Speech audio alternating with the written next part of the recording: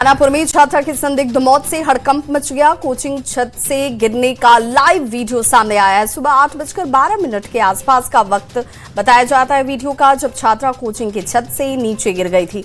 छात्रा की मौत हुई। फिलहाल डीएसपी के नेतृत्व में एसआईटी की टीम का गठन कर दिया गया है और इसके बाद कोचिंग को सील कर दिया गया है। पटना में छत से गिरकर छात्रा की हुई मौत के मामले में पुलिस जांच तेज कर दी गई है। एसएसपी कार्तिकेय के शर्मा खुद घटनास्थल पर पहुंचे और अधिकारियों के साथ कोचिंग संस्थान में बारीकी से जांच की। मामले में परिजनों के आवेदन पर हत्या और पॉक्सो एक्ट के तहत प्राथमिकी दर्ज की गई है। सीसीटीवी फुटेज और वायरल वीडियो की जांच जारी है। दानापुर में कोचिंग की छत से गिरकर छात्रा की मौत मामले को लेकर गांव में मातम छाया हुआ है। भाकपा माले के पूर्व विधायक गोपाल रविदास ने परिजनों से मुलाकात की और बातचीत की। उन्होंने कहा कि इसमें पुलिस गहनता से जांच करे और आरोपियों को सजा दिलवाए। दानापुर में छात्रा की मौत के बाद बवाल शुरू हो गया है। स्थानीय लोगों ने एम्स गोलंबर के पास आगजनी कर रास्ते को जाम कर दिया, जिसके बाद गाड़ियों की लंबी कतार लग गई। साथ ही लोग सरकार के खिलाफ नारेबाजी भी कर रहे थे, जिसमें फुलवारी शरीफ से पूर्व विधायक भी शामिल हैं। पूर्णिया सांसद पप्पू यादव को बड़ी कानूनी राहत मिल गई है। सांसद पप्पू यादव को पटना के अलग अलग थाना समेत पूर्णिया में दर्ज 3 मामलों में जमानत मिली थी। बेल मिलने के बाद बेउर जेल से निकले पप्पू यादव ने कहा कि हमारे साथ गलत हुआ। नीट छात्रा की मौत मामले में हम आवाज उठाते रहेंगे। बिहार के चर्चित पैनोरमा ग्रुप के सुपौल के छातापुर स्थित ठिकाने पर करीब 64 घंटे तक आईटी की छापेमारी चली। छातापुर स्थित प्रतिष्ठान पर की गई इस कार्रवाई को लेकर पूरे जिले में चर्चा का बाजार गर्म है। आयकर विभाग की टीम ने कई महत्वपूर्ण दस्तावेज यहां से बरामद किए। पैनोरमा ग्रुप के पूर्णिया में आयकर विभाग की छापेमारी चौथे दिन भी जारी रही। इस दौरान सूत्रों से मिली जानकारी के मुताबिक गुरुवार को पैनोरमा ग्रुप के कार्यालय से 1 करोड़ से अधिक रुपए नकद और कई दस्तावेज बरामद किए गए थे। अररिया के फारबिसगंज में सीनियर डिप्टी कलेक्टर की डॉक्टर के साथ हाथापाई का मामला तूल पकड़ता जा रहा है। फारबिसगंज में सभी प्राइवेट डॉक्टर हड़ताल पर हैं। आईएमए प्रेसिडेंट डॉक्टर मोइज ने कहा कि 48 घंटे के भीतर अधिकारी पर कार्रवाई नहीं हुई तो बड़ा आंदोलन भी किया जा सकता है। अररिया के फारबिसगंज में डॉक्टर दीपक पर थप्पड़ चलाने के आरोपी अपर समाहर्ता रामबाबू प्रसाद के खिलाफ डॉक्टरों ने नाराजगी जाहिर की, जिसके बाद सभी डॉक्टर हड़ताल पर हैं। इसका असर दवा दुकान से लेकर क्लिनिक, नर्सिंग होम और पैथोलॉजी सेंटर तक दिख रहा है। वहीं अनुमंडलीय अस्पताल में पिटाई के विरोध में काला बिल्ला लगाकर डॉक्टरों ने काम किया। पूर्णिया सिविल कोर्ट को एक बार फिर से बम से उड़ाने की धमकी मिली। एहतियातन सिविल कोर्ट और आसपास के इलाके को खाली करा दिया गया। सिविल कोर्ट कैंपस में बम निरोधक दस्ते की टीम जांच करती नजर आई। सदर एसडीपीओ के नेतृत्व में बड़ी संख्या में पुलिस सिविल कोर्ट में तैनात भी दिखी। बक्सर सिविल कोर्ट को बम से उड़ाने की एक बार फिर से धमकी मिली। बक्सर सिविल कोर्ट के जिला जज के मेल पर बम से उड़ाने की धमकी आई। सूचना मिलने के बाद एसपी बक्सर सिविल कोर्ट परिसर पहुंची और भारी संख्या में पुलिस बल के साथ पूरे कोर्ट परिसर की जांच पड़ताल की गई। मोतिहारी में एक ऐसा जादू हुआ जिसने पुलिस मुख्यालय की नींद ही उड़ा दी। सुगौली रेलवे स्टेशन से बरामद 24 किलो चरस जब कोर्ट पहुंचा तो ईंटों के ढेर में तब्दील हो गया। जब अबुझ पहेली अब ये बन चुका है। जांच रिपोर्ट सामने आई और जांच कमेटी ने मुख्यालय को अपनी रिपोर्ट को सौंप दिया, जिसमें पुलिस के बड़े अधिकारियों से लेकर मजिस्ट्रेट तक दोषी पाए गए हैं। वैशाली के भागवतपुर गांव में एक शादी समारोह के दौरान फायरिंग की घटना हुई। शादी की खुशी मातम में तब्दील हो गई। गांव के दिनेश राय के यहां शादी समारोह था और इसी दौरान जयमाल की रस्म चल रही थी और तभी किसी ने बंदूक से गोली चला दी, जो सीधे जाकर एक महिला को लगी और इस दौरान एक बच्चा भी आंशिक रूप से घायल हो गया। नीट छात्रा संवेदना की मौत के मामले में बड़ा अपडेट सामने आया है कि इससे जुड़ी हुई केस डायरी लेकर सीबीआई कार्यालय अधिकारी पहुंची। एसआईटी चीफ और केस की जांच अधिकारी एसडीपीओ डॉक्टर अनु कुमारी भी सीबीआई कार्यालय में मौजूद थी। केस को हैंडओवर किया गया।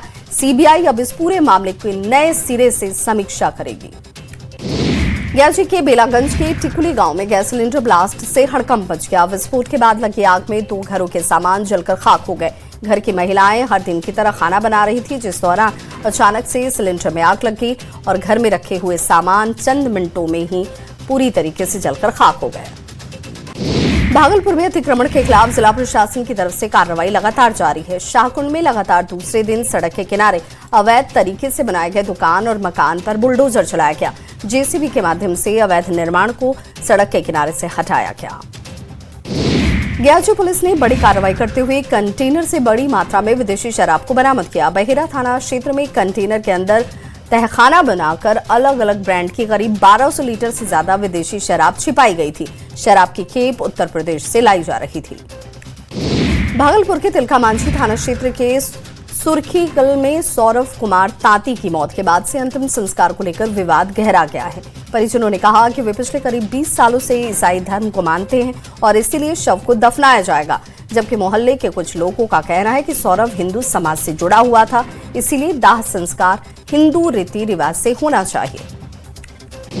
नवादा शहर में एक महिला ने साहस का परिचय देते हुए सरेआम एक चोर को पकड़ा और महिला अपने परिजनों के साथ बाजार गई हुई थी, जिस दौरान 4-5 युवकों ने उसके बेटे के पैर से चांदी के कड़े को खोल लिया और भागने लगे। महिला ने तत्परता दिखाते हुए एक चोर को दौड़ाकर पकड़ा और बाद में इसे पुलिस के हवाले किया गया। मोतिहारी की सुगौली में मोबाइल चलाने से रोकने पर दो दोस्तों ने घर से भागने का फैसला कर लिया, लेकिन जीआरपी ने त्वरित कार्रवाई किया और दोनों बच्चों को सकुशल गोरखपुर से बरामद किया गया। भारत प्रकाश मिश्रा और ऋषभ कुमार झा दोनों अपने पिता की डांट से नाराज होकर घर से निकल गए थे। छपरा में खड़ी ट्रक के कैबिन में भीषण आग लग गई। NH 722 पर आग लगने से हड़कंप मच गया। ट्रक में सो रहे चालक और खलासी इसमें झुलस गए। दोनों घायलों को इलाज के लिए अस्पताल में भर्ती करवाया गया। बोकारो में बच्चा चोर की अफवाह से स्थानीय लोगों में हड़कंप मच गया। बालीडीह थाना क्षेत्र में कंपनी के प्राइवेट कर्मचारी को, जो कि यहां पर कुछ प्रोडक्ट बेचने के लिए पहुंची थी, ग्रामीणों ने बच्चा चोर कहकर पकड़ा और पुलिस हालांकि सूचना मिलने के बाद तुरंत यहां पर पहुंची और महिला को भीड़ के चंगुल से छुड़ाया गया। जांच की गई तो महिला एक नेटवर्किंग कंपनी का सामान बेचने के लिए निकली थी। झारखंड हाईकोर्ट ने राजधानी रांची के मधुकुम इलाके में चल रही दखल देहानी की कार्रवाई पर फिलहाल रोक लगा दिया है। अदालत के इस आदेश से उन दर्जनों परिवारों को एक बड़ी राहत मिली, जिनके घरों पर प्रशासनिक कार्रवाई के तहत बुलडोजर चलाया जा रहा था। अतिक्रमण हटाओ अभियान के बाद पतरातू प्रखंड के हेसला पंचायत का अस्तित्व अब खतरे में है और झारखंड हाईकोर्ट के आदेश के बाद PTPS पतरातू के हेसला पंचायत में जनता नगर के आवास और जमीन से अतिक्रमण हटाया जा रहा है। लगभग 222 एकड़ जमीन जियादा को ट्रांसफर कर दी गई है। धनबाद के झरिया थाना क्षेत्र में 2 मंजिले मकान को चोरों ने निशाना बनाया और चोरी की एक बड़ी घटना को अंजाम दिया। खिड़की को तोड़कर चोर घर में अंदर घुसे, अलमारी का लॉकर तोड़ा, कीमती जेवरात, नकदी और अन्य सामान पर हाथ साफ कर फरार हो गए। घटना की सूचना मिलने के बाद झरिया पुलिस मौके पर पहुंची और फिलहाल जांच में जुट गई है। हजारीबाग में हाथियों के झुंड ने 6 लोगों की जान ले ली। इसमें एक ही परिवार के 4 लोग शामिल हैं। रात के लगभग 1 से 2 के बीच में ये घटना हुई, जब सभी लोग घर में सो रहे थे। वन विभाग के पदाधिकारी घटनास्थल पर पहुंचे और लोगों से अपील की कि लोग धैर्य बनाकर रखें। हजारीबाग सांसद मनीष जायसवाल, विधायक तिवारी महतो और जिला प्रशासन के साथ वन विभाग के अधिकारी मृतक के परिजनों से मुलाकात करने के लिए पहुंचे। हाथी हमले में मारे गए लोगों के मृत शरीर को पोस्टमार्टम के लिए शेख भिखारी मेडिकल अस्पताल भेजा गया। झारखंड के 5 सितारा होटल और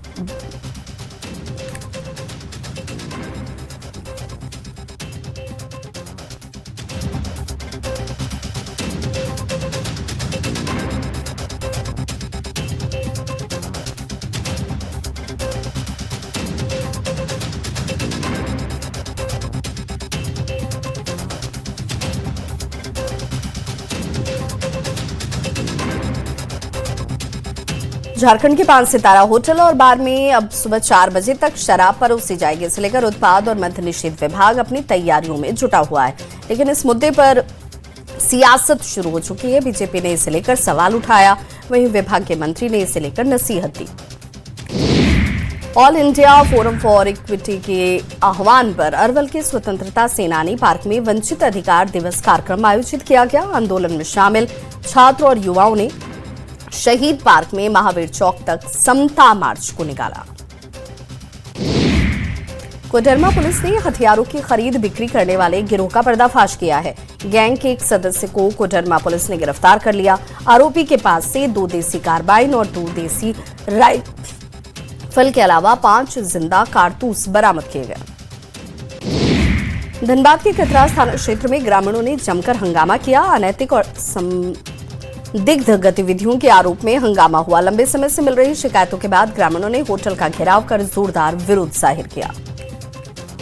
खगड़िया में नगर थाना क्षेत्र के छतौरा गांव में संदेहास्पद परिस्थिति में घर में महिला का शव मिलने के बाद सनसनी मच गई।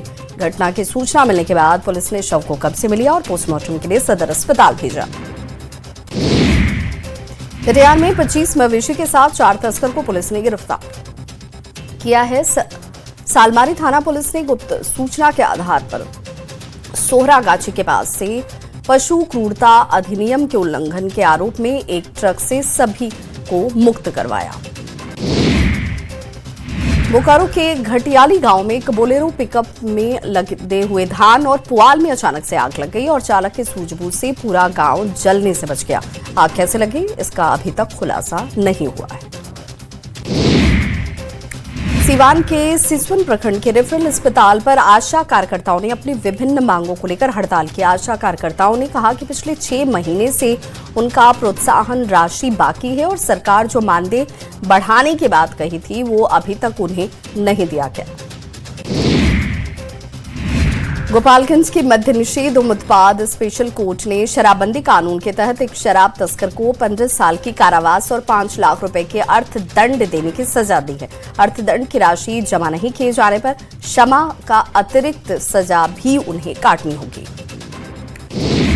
लखीसराय के हलसी थाना क्षेत्र के फतेहपुर गांव में बंद पड़े घर को चोरों ने निशाना बनाया। चोरों ने बंद पड़े घर में रखे बक्से का ताला तोड़कर आभूषण नकद रुपए लेकर वो फरार हो गए।